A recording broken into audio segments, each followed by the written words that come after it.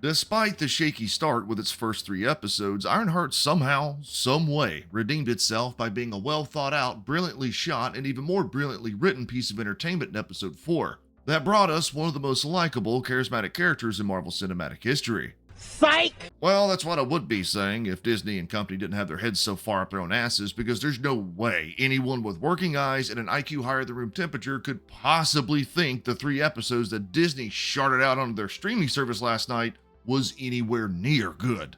Simply put, Ironheart episode 4, just like the rest of the show, is ass, and I'm about to get into why. Let's talk about it. Say what again? Say what again? Say what again? Say what again? Just why? Why did Disney release this thing instead of giving it the old Batgirl treatment, nuking it out of existence for a tax write-off? I'm not even sure where to start here, so I guess I'll do what I always do and be an abrasive dickhead by saying everyone and everything in this show is written to be fucking retarded. As a matter of fact, I can't cover it all in just a single video, so I guess check back later this week because I'll be breaking down the absolute cinematic calamities that are episode 5 and 6. I guess I'll throw this shit into a playlist or something. I can already feel the migraine coming. Well, like the video, because just like the fans of this show, the algorithm hates me and every bit helps. Let's get into this. Whoa, whoa. Here I come. Oh, here I come. Oh. So episode 4 has Riri, or Ironheart as my comment section likes to call her, attempting to figure out where Hood's hood came from. Apparently she compared a sample of his hood against all known samples of energy matter in the Wakanda, Pym, Stark, and Kree database. How does she do this in the middle of a rickety apartment in Chicago? No fucking clue. Well, she's stumped, you see. She can't figure out where it came from, so she attempts to reach out to Joe, aka Zeke Stain, but he's not answering his phone for some odd reason. So Riri heads out to his home only to find out that he's been arrested because she left a small piece of his tech behind during the heirloom heist. Wait, what? You mean to tell me that you have Natalie, a super advanced AI that's totally not annoying, capable of millisecond calculations and performing a search on just about anything in the known world, but she didn't think to, just search his name or something? Are you retarded? Jesus, Natalie's more useless than a salad bar at a body positivity expo. Anyway, so she catches up with Zeke in jail, and naturally the guy's pretty pissed off because the one thing he asked her not to do, of course she does, and now he's been exposed as Obadiah Stane's son. He actually goes off on her, calling her a liar and a cheater who manipulates her way through everyday life and hurts everyone else in the process. Holy shit, the guy is saying what we're all thinking at this point, and Riri just sits there and takes it. Seriously, she doesn't say a word, and I don't blame her, because Zeke is 100% right on this one. He's out of line, but he's right. With that out of the way, Riri is on full alert, thinking that Hood is going to kill her just like he did Rampage, so she starts installing cameras around her house. Wait, what? This is a man who's tapping into otherworldly powers, capable of going completely invisible and controlling the trajectory of bullets, and your solution to protecting yourself against him is a few cameras from Best Buy.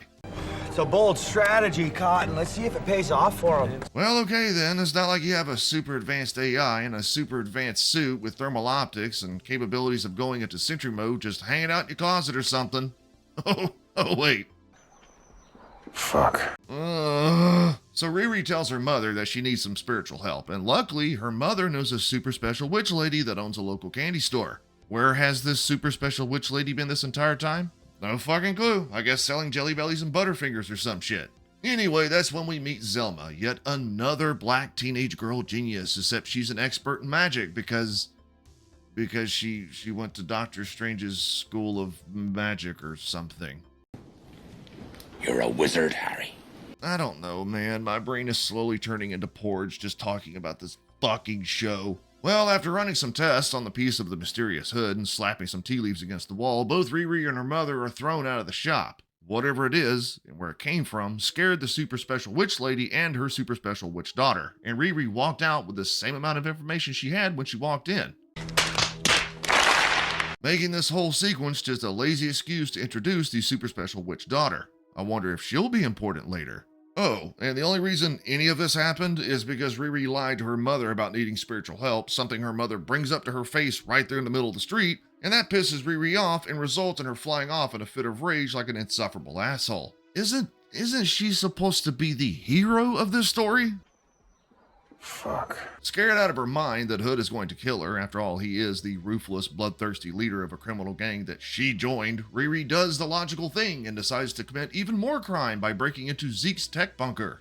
Does this character ever do anything actually heroic and selfless?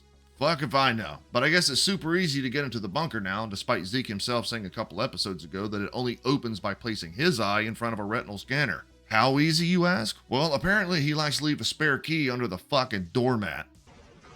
You serious? If you think keeping a spare key to a highly volatile, highly valuable secret bunker in the most obvious of places is fucking stupid, that's because it is. So Riri takes to mixing chemicals, performing a variety of tests to try and destroy the piece of the hood, all to no avail. And you know what? I'll commend Disney a bit here, because at least she fails numerous times and admits she's not smart enough to figure it out.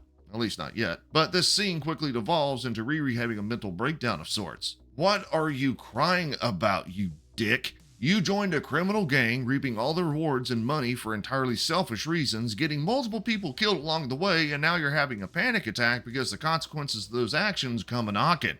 Get what you fucking deserve! So Riri decides to have a good cry in a junkyard or something, because I guess all the urgency and paranoia of Hood going after her friends and family earlier are taking a backseat for a mental health break.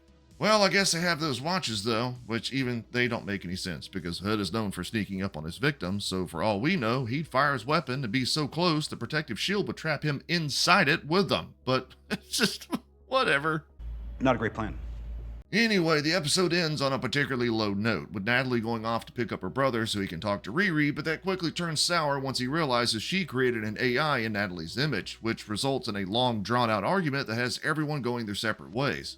This is while, again, Hood is supposedly out there plotting to kill Riri and everyone around her.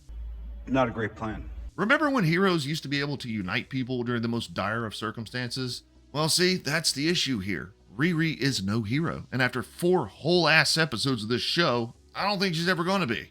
And I think that sums up Ironheart as a whole. We've been told by every shill, mainstream media outlet, and content creator that she's a hero. But so far, she's done nothing heroic. She's gotten people killed. She's helped other criminals breach into highly secured buildings. She's bold-faced lied to her mother, managed to piss off one of her closest friends, and somehow caused the very AI she created to outright despise her. The thing about these kinds of shows and movies is that we, the audience, are supposed to be rooting for her, yet she's done nothing and been nothing to deserve us getting behind her. Shit, the only reason I'm even watching this absolute bilge is A, because I know y'all will get a good laugh out of my commentary, and B, I'm curious about who or what the Hood is. It's kind of telling that the only thing interesting about your show is the villain, and by villain, I mean Parker, not Riri, even though at this point, they're not too much different.